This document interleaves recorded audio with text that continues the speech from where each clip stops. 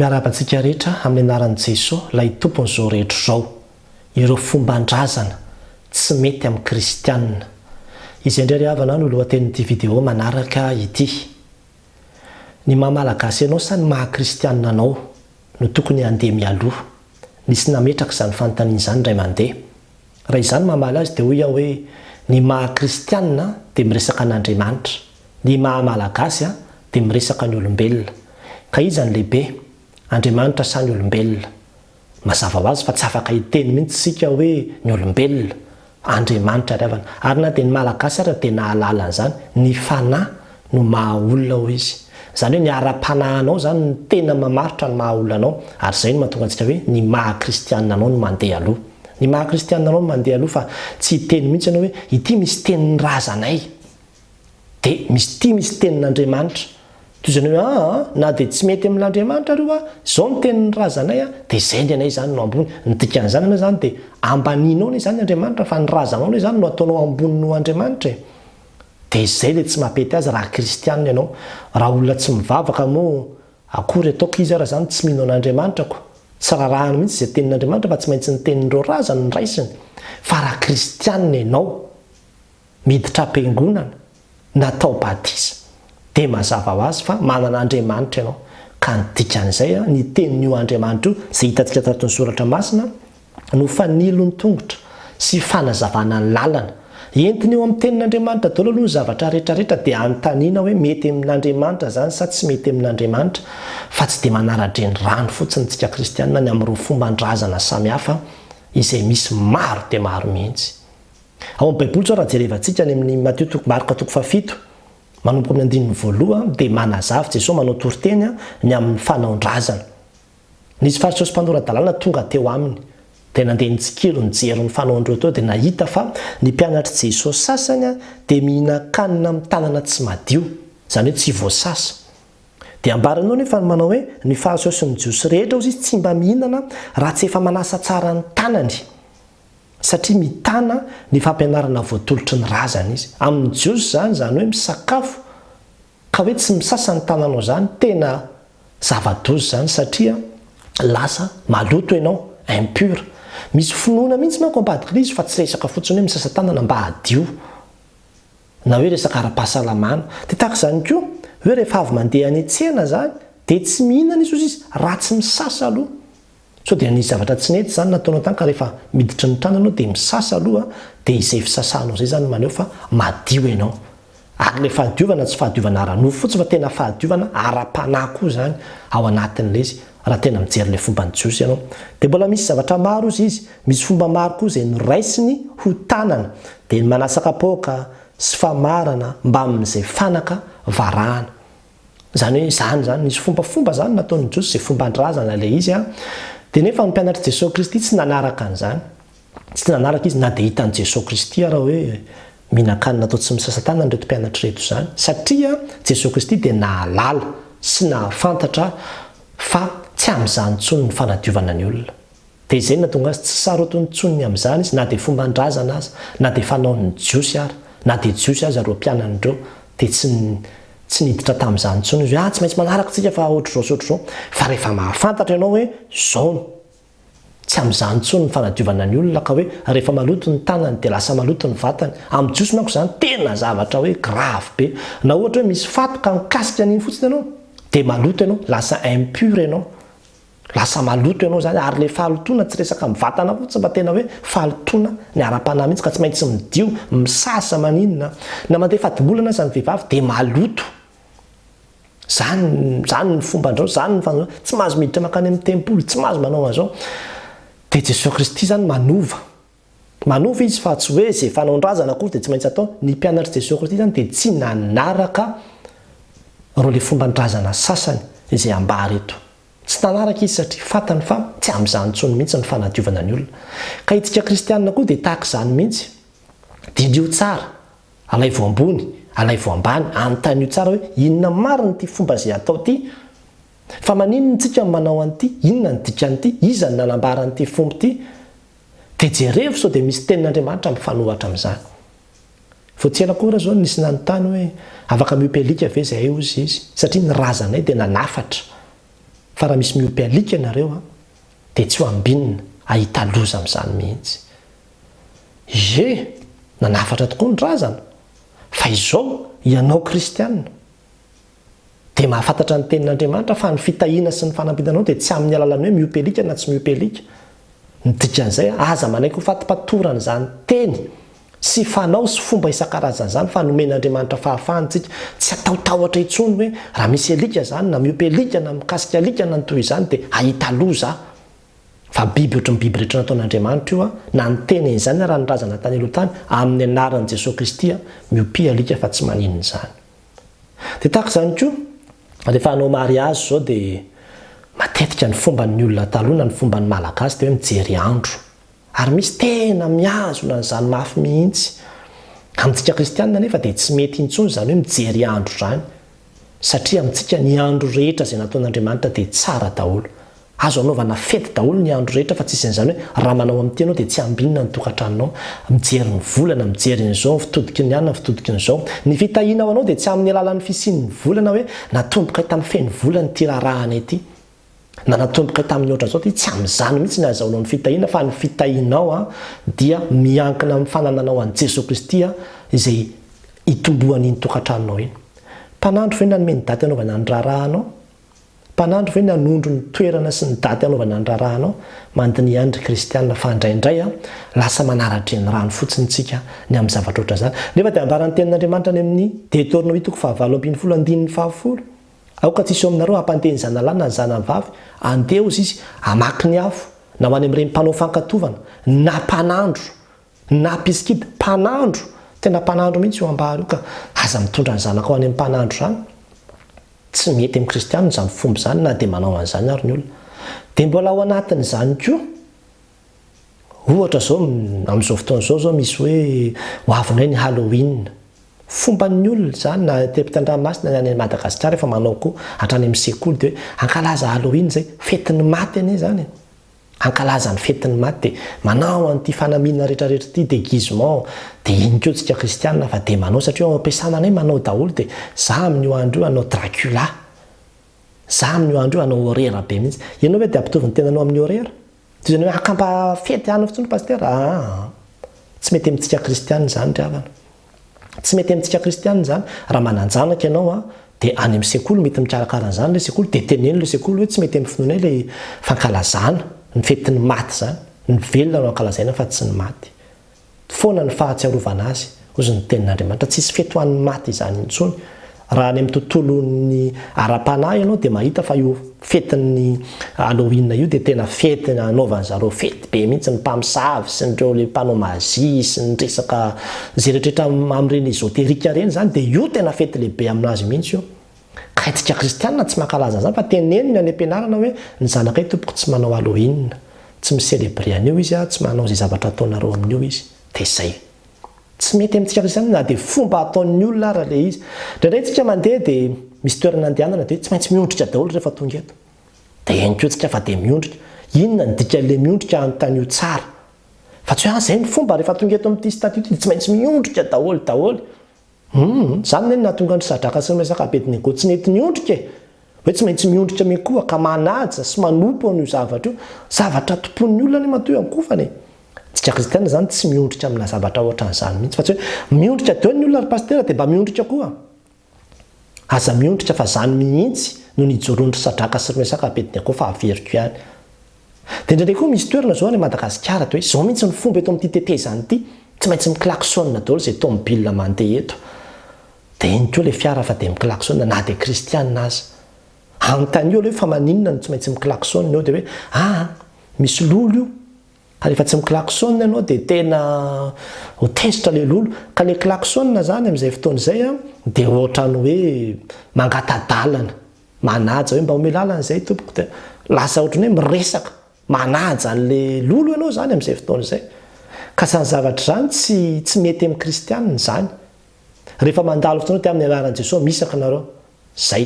Roay amin'ny anaran'i Jesosy izy. Aza matahotra izany tsika kristianina fa Jesosy Kristy dia tonga mba hanafaka antsika amin'izay mety endrika famatopatorana rehetrarehetra eo amin'ny fiainantsika. Dia tahaka izany koa be dia be izao manao fomba rehefa ohatra manao fanambadiana dia hoe asiana toaka. apoka ny champagne na eo ampidirany zany na eo ampizarana ny mofomamy zany de tokane zany champagne zany ry havany de mety fomba ny olona tokoa izy mety fomba ndrazana tokoa izy fa de izao itsika kristianina amandiny itsika tena hoe manahoana tsika fa tsy voatery zay ataon'ny olona de atao de iny koa tsika kristianina de manapoka an'le izy koa de faly ary manositra an'izy nefa avao de hoe entina mbavaka toka ve no entinao mankalaza toka ve zava-mahadomelona zany ve no entinao mankalaza ny andro lehibe eo amin'ny fiainanao zay namasinina teo anatrehan'Andriamanitra tsy mety amintsika kristianina zany be deaibe ilay zavatra mila antanina tsara de dinihana tsara fa tsy hoe zao ny fanaon'ny olona de tsy maintsy manao tsika kristianina raha tena kristianina marina ianao fa nilony tongotro sy fanazavana ny lalako ny teninao misy zavatra indraindray ohatra zao hoe ho avindray zao ny 1er novembre de fanaterana voninkazo mbola mety anao vidéo makasika an'izy io